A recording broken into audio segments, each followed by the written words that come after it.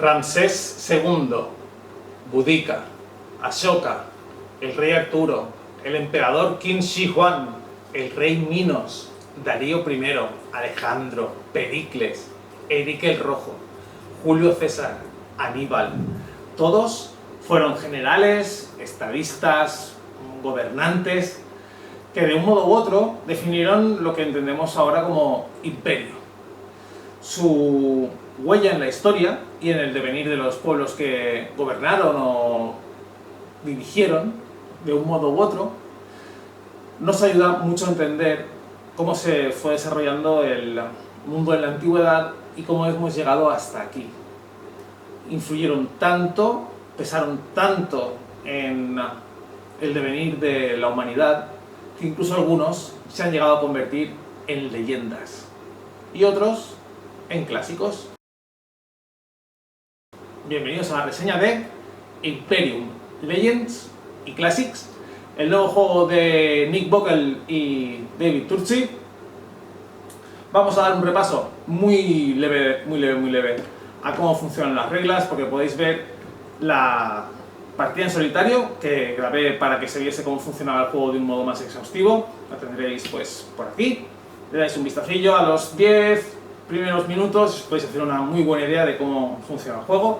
Podéis ver la hora y pico de vídeo de la partida y ver pues todo un desarrollo de una partida en solitario y cómo funciona el juego.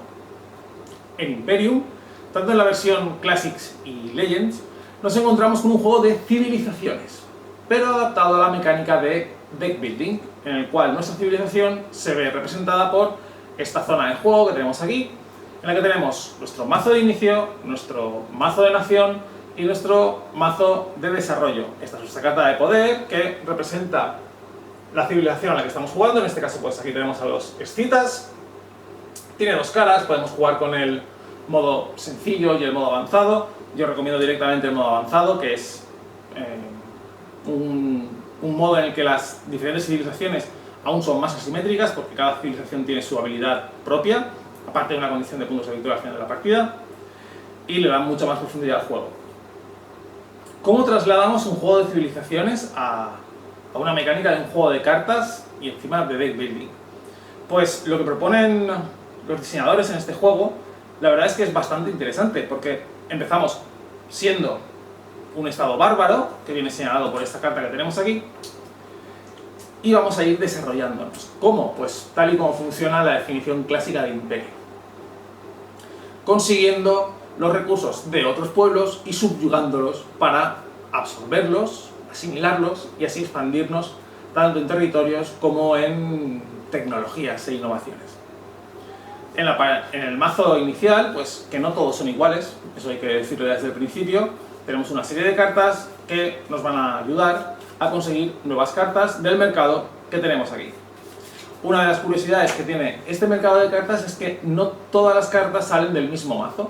Tenemos 3 mazos para regiones o territorios, como lo queréis llamar, cartas no civilizadas, cartas civilizadas y un mazo principal, cuyo agotamiento supone uno de los disparos del final de la partida. Estos mazos que tenemos aquí, a medida que se van agotando, son muy pequeños, se agotan y ya no van aportando nuevas cartas. Por lo tanto, aquí nuestras compras, que funcionan mediante cartas, ahora hablamos de ello, hacen que se agoten bastante rápido, con lo cual el mercado también se reduce considerablemente. Tenemos otro tipo de carta, que es la carta de fama, que son las cartas que tenemos aquí, que las vamos a ir consiguiendo cumpliendo ciertas condiciones que nos dan nuestras civilizaciones, porque siempre va a ser a base de la carta Gloria, eso luego lo vemos un poco, y van a ser una de las más potentes fuentes de puntos de victoria al final de la partida. Pero en este vídeo no me gustaría hablar tanto de las mecánicas, aunque habitualmente no explico las reglas, sino más de cómo funcionan las sensaciones del juego y cómo se traslada ese juego de civilizaciones a un juego de cartas de construcción de mazos.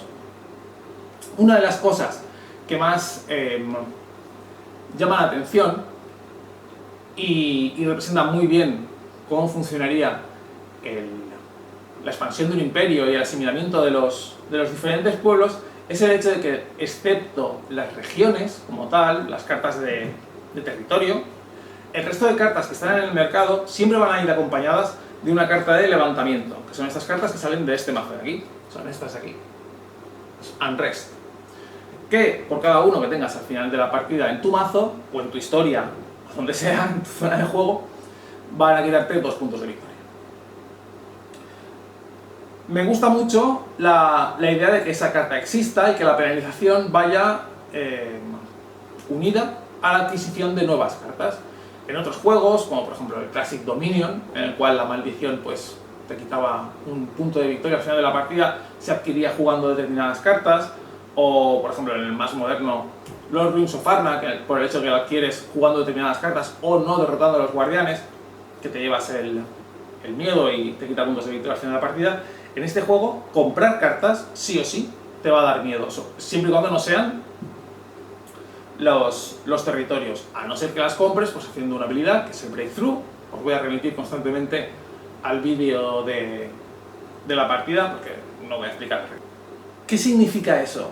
Que a medida que tú vas expandiendo tu territorio y vas conquistando nuevos pueblos, pues hombre, pues muy contentos por el hecho de que los conquistes no tienen que estar. Aquí tenemos un tipo de carta que son los tributarios, son pueblos conquistados y subyugados por nosotros, que siempre van a ir acompañados de una carta de Unrest. Pues en esta que tenemos aquí, que son los bereberes, pues muy contentos de que tú los conquistes e intentes asimilarlos dentro de tu estructura, pues no les va a parecer muy bien. Con lo cual, cuando tú adquieres una carta, vas a adquirir la carta que compras y el Unrest asociado a esta. A diferencia de la gran mayoría de juegos de construcción de mazo, las cartas que adquieres de un modo u otro, bien sea mediante adquisición o arrasamiento, breakthrough, van a tu mano. Con lo cual, siempre y cuando te queden acciones, porque en este juego funcionamos a base de acciones, empezamos la partida con 3 acciones, que son estos contadores de aquí, podrás jugarlas inmediatamente. Porque otra cosa que tiene Imperium es que le da una importancia tal vez desmesurada al concepto del tiempo. ¿Cuánto cuesta que tu pueblo, que empieza siendo bárbaro, empieza teniendo una estructura tal vez más basada en la fuerza y en la típica estructura del clan, se acaba convirtiendo en un behemoth burocrático que abarca miles de ciudadanos y miles de kilómetros de extensión? El tiempo viene determinado por los turnos, porque los turnos van pasando y es un efecto real, y por cómo se va desarrollando tu mazo. Aparte de ir comprando cartas, de ir adquiriendo cartas, por ejemplo con Conquer, tenemos aquí esta carta, que es de los escitas. Conquer nos permite, pagando población, utilizando nuestra población, adquirir cartas de tributarios o de regiones. Y si pagamos más población, pues podemos hacer el breakthrough y por lo tanto no llevarnos los Unrest que estén asociados a ella, o intentar adquirirlos directamente del mazo.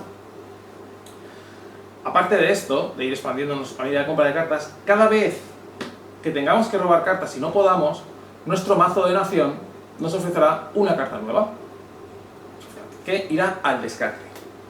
Cuando la descartamos, señalamos que ya hemos hecho ese paso del tiempo, se ha producido, ese ciclo temporal se ha producido, barajaremos, robaremos más cartas, bla bla bla. Esto sigue repitiendo hasta que nuestro mazo de nación se agote y la carta de Accession, que es una carta que va abajo del todo, pues entre en nuestro descarte. En ese momento, los pueblos que puedan pasar a ser imperios cambiarán su estatus a un imperio. Y a partir de ese momento, con ya toda nuestra estructura imperial y burocrática y esa monopolización de fuerza desde la capital, podremos empezar a utilizar las cartas de desarrollo, que es un pequeñito mazo que todos los jugadores tienen, excepto un par, que ahora hablaremos de eso. Y cada vez que tengamos que robar y no podamos, en lugar de poner una carta al azar en nuestro descarte, podremos elegir la carta que queramos de desarrollo, pagando su coste, y colocándola en nuestro mazo para poder jugarla posteriormente. Todo esto se va desarrollando hasta que pues, uno de los jugadores agote su mazo de desarrollo, se dispara al final de la partida, uno de los jugadores active la carta de fama Rey de Reyes, que está aquí al fondo del todo, que dispara al final de la partida, o este mazo se acabe, el mazo principal se acabe del todo, que dispara al final de la partida. Y tenemos una cuarta condición de final de partida, que es el colapso. En el momento en que el mazo de cartas de levantamiento, o descontento, como lo queráis llamar, se agote, se dispara al final de la partida. Y a diferencia del resto de condiciones en el cual se cuentan los puntos de victoria, y quien más tiene gana, el hecho de que se produzca un colapso hace que el jugador que tenga menos levantamientos en su mazo, zona de juego, sea el que gane, tal cual, sin contar nada. Que también me parece un concepto pues, bastante aceptado, ¿no? Si no has sabido apaciguar a las masas, a tu población, bien sea natural, porque sale desde la metrópoli, ¿no? Desde la zona de inicio del imperio, o bien sea aquellos pueblos que has ido asimilando, pues si no has sabido apaciguarlos, no has sabido tenerlos contentos, pues claro, la cosa colapsa y ¡pum! A la porra. Porque las cartas de Unrest pueden retirarse de tu mano o de tu zona de juego con diferentes mecánicas. Una son las propias cartas que te permiten quitártelas, otra es la acción inherente a la carta de Unrest, te permite pagar recursos o descargar de cartas para poder devolverla al mazo de Unrest que tenemos en el mercado, o tenemos una acción, que es la revuelta, que nos permite descartarnos de cualquier número de cartas de Unrest que tengamos en el mazo, en la mano, perdón. Y todo esto, así un poco que os cuento de aquella manera, como siempre, se acaba construyendo un juego de civilizaciones de cartas con construcción de mazo. Porque como estratega puedes determinar que en tu turno vas a intentar conseguir un territorio de la zona de territorios, de los territorios a expandir, territorios que conoces y sabes que están ahí. Puedes intentar adquirir las tecnologías derivadas de pueblos civilizados o pueblos no civilizados, aún llenos de misticismo. Está cada una de las cartas, no civilizadas y civilizadas, algunas que incluso son mixtas, evocan ciertas tradiciones o ciertos inventos y desarrollos de la historia. Y cómo tus decisiones van a hacer que tu pueblo desarrolle esos conceptos, inventos o esas tecnologías. A medida que vas robando cartas, también se te van abriendo, las posibilidades de poder mejorar tu mazo, porque cuando juegas un territorio, en el 99,9% de ellos, tienes la posibilidad de guarnecer una carta, que es algo que me recuerda bastante a cómo se promotean las cartas en el Tyrants of the Underdark, que es un juego que también hemos reseñado en el canal, con lo cual pues también podéis determinar que nos gustan bastante los deck buildings. Y es que muchas veces en los deck buildings afilar tu mazo es muy complicado, dependes de muchos efectos. En este juego es bastante sencillo.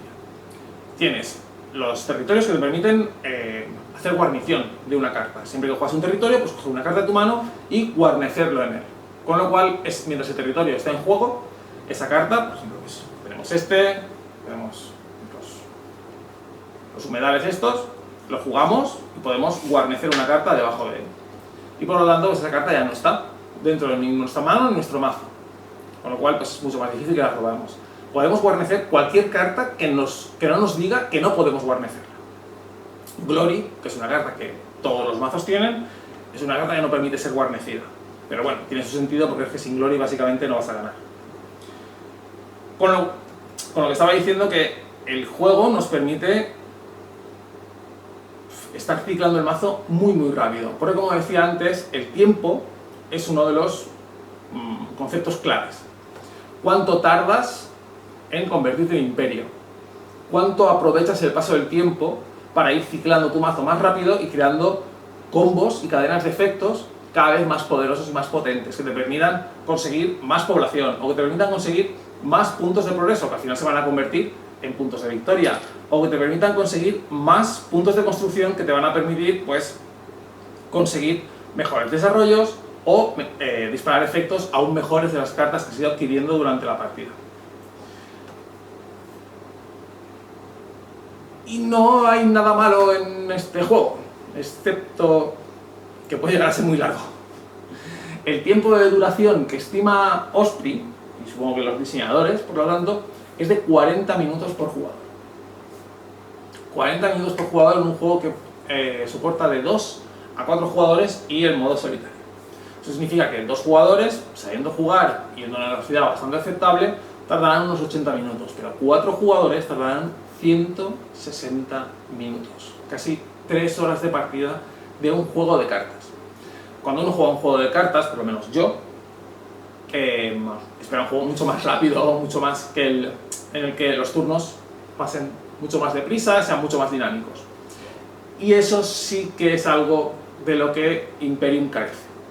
Tus turnos pueden llegar a ser muy rápidos, tienes solo 3 acciones y 5 posibilidades de activar habilidades pasivas que exijan el agotamiento de las cartas. Tú puedes tardar a lo mejor en tu turno 3 minutos.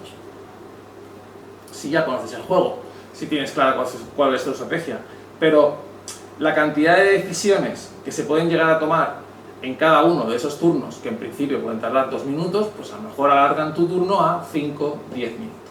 Con lo cual, si esos 5 o 10 minutos se repiten cada uno de tus oponentes, si en una partida de 4 jugadores, estamos hablando que a lo mejor tardas 15 minutos en volver a jugar. Lo cual no favorece mucho al juego. Jugando en solitario, conociéndote las cartas y todo, os aseguro que es imposible, o por lo menos para mí lo ha sido, bajar de 1 hora una partida en solitario. Ya no solo porque tengas que tomar tus decisiones, sino que tienes que controlar las del bot. Y si veis el vídeo de la partida en solitario, veréis que el sistema en solitario es muy sencillo. No ofrece un árbol de decisiones del bot mega complicado que haya que seguir. Es este tipo de carta, haz esto. Este tipo de carta, haz esto otro. Y punto. Lo malo es eso, la duración. Pero ¿qué es lo bueno que ofrece este juego y hace que realmente esté muy contento de haberlo adquirido y que continúe jugando en solitario a pesar de ser un jugador al que no le gustan mucho los juegos en solitario? Primero, la profundidad que ofrece, tanto histórica como de diseño. La historia es algo que siempre me ha gustado, nunca le he dedicado demasiado tiempo, pero bueno, siempre que he podido pues le he dado algún tiento. Los juegos históricos me interesan bastante, sobre todo los centrados en, los que me conocen lo saben, los centrados en la época romana, con lo cual el primer mazo que probé fue el de los romanos. Y la profundidad estratégica, porque al principio puedes pensar que tu mazo de nación y tu mazo de desarrollo van a dirigir mucho tus decisiones.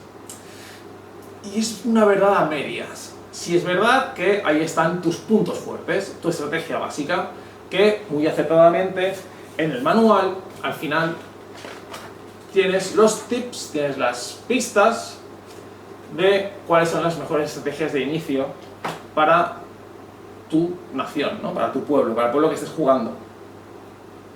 Pero todo eso se puede ir perfilando según tus decisiones, según las cartas que vayas adquiriendo y vayan incorporándose a tu futuro imperio durante la partida. Porque hay algunas que potenciarán más una parte de tu estrategia y otras otra. U otras que te abrirán estrategias totalmente diferentes que en principio no tendrán mucho que ver con lo que el destino había deparado para tu imperio. La variabilidad. Eso es algo que a mí me encanta. El hecho de que consiguiendo las 2 cajas tengas 16 naciones con las que jugar. 16 posibilidades diferentes de desarrollar el juego. Y cada una, a pesar de tener puntos en común, utilizan recursos de un modo diferente a otra, desarrollan sus naciones de un modo diferente, e incluso hay algunas naciones que no pueden llegar a ser imperio, como por ejemplo puedan ser los artúricos, que van realizando gestas, tal y como figuran en la leyenda artúrica, o los vikingos, que hacen sagas, ¿no? Tienen algo en común en ese aspecto, nunca van a ser imperios, siempre son pueblos bárbaros, pero tienen su propia mecánica interna. O los atlantes, existe también los Atlantes, que tienen una mecánica propia de inundaciones que van haciendo que el pueblo se desarrolle de una forma en concreto. Con lo cual también, aparte de la variabilidad por el hecho de que cada uno de los mazos sea simétrico, también hay estilos diferentes de juego, historias diferentes que se van desarrollando a medida que vas jugándolos, y le dan una profundidad muy buena al juego. Y por otra parte, el arte. Yo no soy fan de la trilogía de los Reinos del Oeste, ni de arquitectos, ni de caballeros, o como se llamen, ni de vizcondes. No me parecen grandes juegos, aunque sí que pues, tienen su público y han tenido mucho éxito, pero sí tengo que reconocer que el arte de esos juegos me gustaba mucho. Y me encanta encontrarme ese mismo arte en los dos juegos de Imperium. Cada imperio tiene sus cartas propias, e incluso cuando comparten, como por ejemplo, no sé, la mencionada Glory, cada Glory tiene una ilustración propia del imperio con el que estamos jugando, con la nación que estamos jugando. Cada prosperidad está adaptada al imperio que estamos jugando, aunque la base sea la misma. Y tengo que reconocer que el arte me parece genial. Es sencillo, muy ilustrativo, no sé, me encanta. El arte me encanta. Y me da rabia porque no puedo ser muy exhaustivo en esta reseña porque sería aún más imparcial de lo que suelo ser. Soy un gran fan de David Turczi, todos los que seguís el canal lo sabéis, y los que no, pues os lo digo ya, me encantan, me gustan prácticamente todos sus diseños. Nigel Buckle ha sido todo un descubrimiento, y el arte me parece fantástico. Osprey continúa teniendo una política de publicación de calidad-precio que me parece bastante aceptable, aunque sí que es verdad que las cartas, la calidad de las cartas no son nada del otro mundo, pero están dentro de un estándar muy aceptable. Y el juego en sí ofrece una experiencia diferente tal vez a lo que estamos habituados en juegos de cartas. Porque si en los juegos de civilizaciones, como por ejemplo, vamos a coger el juego de civilizaciones de cartas por excelencia, que podría ser el Through the Ages, de Vlad Divatil. La finalidad del Through the Ages es crear un tablón, es crear un motor que está todo en nuestra mesa. Y es como activas y cómo se van activando todas esas cartas y funcionalidades que hemos creado en el tablón. Pero es que Imperium realmente sí nos ofrece un juego de cartas en el que el mazo es nuestro motor. Tendremos cartas que tenemos fijas en la mesa y podremos ir activando y tal. Pero su core está en cómo robo las cartas, cómo juego las cartas, y que no voy a verlas hasta X tiempo después, que es cuando vuelva a reciclar el mazo. Y ahí es donde está la gracia. Y donde está también la gracia del juego es en la sencillez de las reglas. El juego tiene unas reglas muy exiguas. Como no quiero engañaros, voy a deciros exactamente cuántas páginas de reglas propiamente dichas hay. 1, 2, 3, bueno, 4 son del setup, y de reglas, 1, 2, 3, hay 5 páginas de reglas. Fin. ¿Por qué? Porque como en cualquier buen juego de cartas, las propias cartas son las que desarrollan las reglas. No hay excepciones extrañas como podríamos esperar de juegos históricos a la GMT. No hay interacciones raras. Es todo muy sencillo. Es jugar una carta, cuesta una acción. Hay cartas que tienes en el juego que cuestan una acción. Haz lo que dice la carta hasta donde puedas. Ya está. ¿De quién es la responsabilidad de ese desarrollo de las reglas? De los propios jugadores. ¿Por qué triunfa Magic the Gathering? Porque el juego es realmente sencillo. ¿Dónde está el desarrollo de las reglas? En las cartas. Y cómo esas reglas son utilizadas por los jugadores. Imperium tiene la misma base. El juego es muy sencillo, tiene 5 páginas de reglas y realmente tiene 4 reglas. Y es responsabilidad de las personas que están jugando de cómo esas reglas se desarrollan, cómo afectan al resto de jugadores y cómo afectan al propio juego.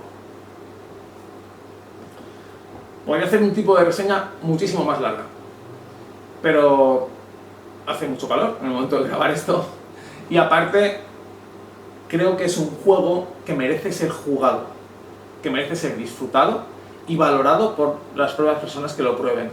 Puedo contaros que a veces podrás hacer inversiones a largo plazo porque estás limitado al estado de tu nación para poder jugar determinadas cartas. Si es una nación bárbara, no puedes jugar cartas imperiales, y una vez es un imperio, ya no puedes jugar cartas bárbaras, pero sí puedes hacer determinadas inversiones a corto, medio y largo plazo. Podríamos hablar de cómo algunas estrategias de algunas cartas importantes dentro del propio mazo son contraproducentes. Hay pueblos que tienen dicotomías en su historia. Pueden renunciar a la violencia y dedicarse al bienestar sobre su pueblo, o pueden continuar conquistando constantemente para ganar utilizando esa expansión constante hasta que acabe la partida. Es un juego en el que esas decisiones y ese desarrollo de las diferentes civilizaciones recae tanto sobre las reglas y sobre esa dirección marcada inicialmente por el mazo de nación, como por las decisiones de los jugadores. Podría parecer un juego muy dirigido, pero no lo es. Podría parecer un juego muy denso, pero no lo es. Podría parecer un juego que se aprovecha de la última moda de los deck buildings, pero no lo es, porque es un juego que ha estado muchísimo tiempo cociéndose, buscando editorial, y que al fin ha visto la luz. Y tengo que deciros que vale mucho, mucho, mucho la pena. Esta es una reseña solo de opinión, a pelo. Os recuerdo que podéis ver la partida en solitario para ver un poco cómo funciona el juego realmente, pero si os da igual la dependencia de idioma, jugad a Imperium. Es un juego que vale muchísimo la pena.